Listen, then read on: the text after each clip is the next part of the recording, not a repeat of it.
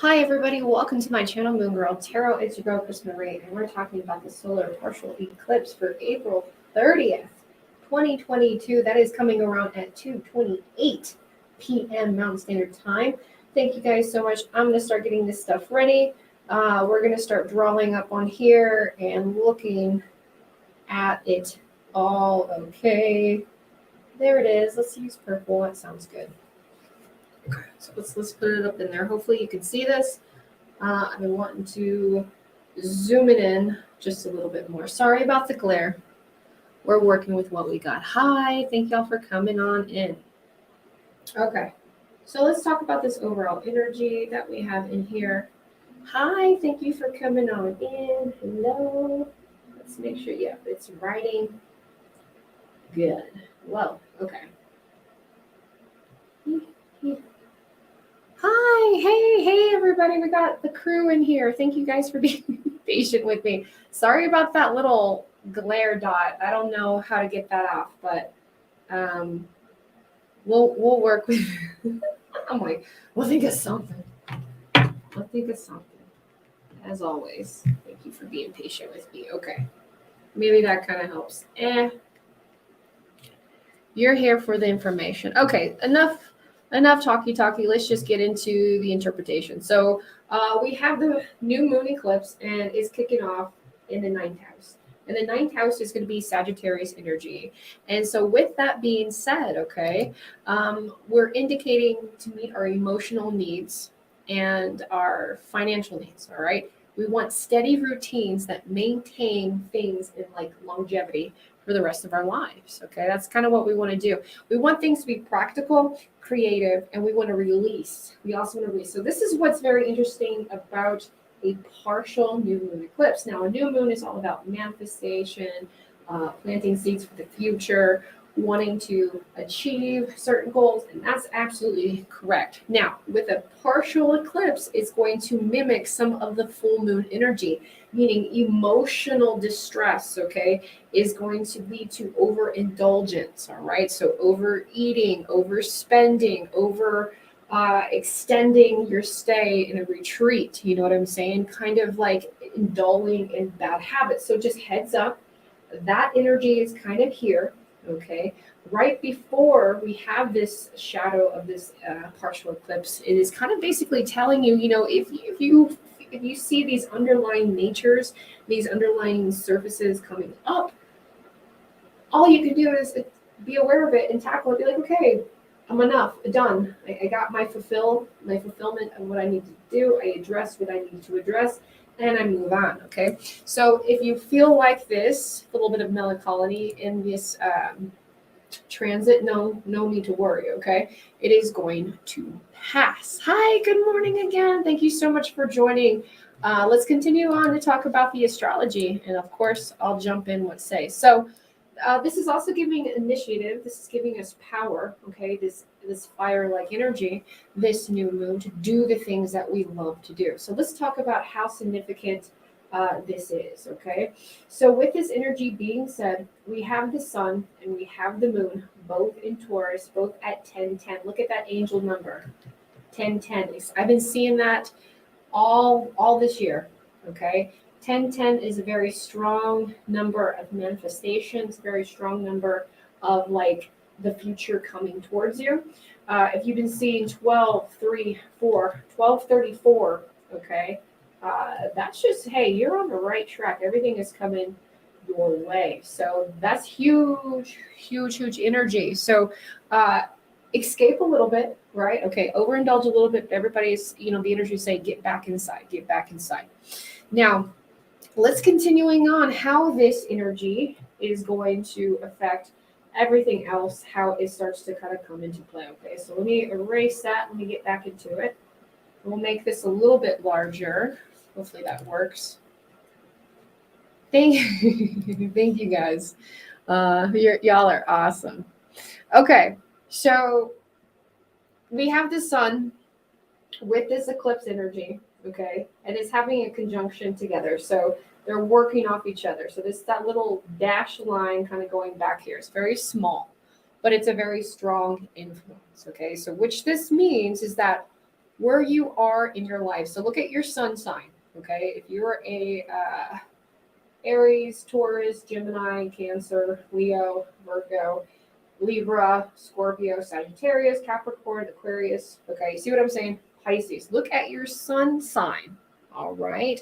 And look to where Taurus plays a role in your outward personality. Now, if you are a Taurus, sun, moon, and rising, you are going to have a huge, like, pioneer type of journey in the next portion of your life. Okay, so you're really going through a new beginning. Okay, now us mutable signs as well as cardinal signs. Okay, so I'm talking to you Capricorns, Virgos, and Cancer, Gemini energies. Okay, so with that being said, you are really kind of coming into your own self. You're trusting yourself, okay?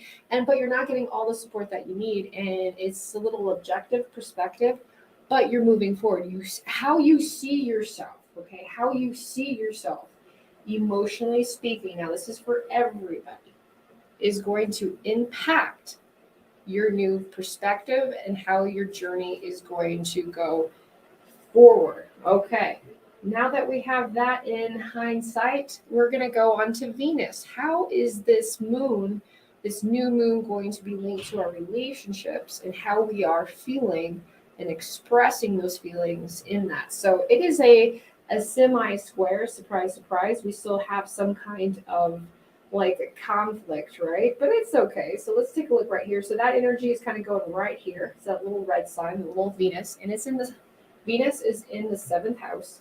So we're also dealing with more financial, legals, loans. If you're trying to get a loan, this is a good time. If you're trying to refinance or do something, there's something else that is needed. So this is a give and take. So it's saying that you want something, you need more of this, you want more of this. In order to achieve it, you have to do this, okay? So expressing something difficult in order to achieve exactly what you need is going to be the task at this point, okay? So I hope that makes sense a little bit. Ding dong. I guess so it does. That's so funny.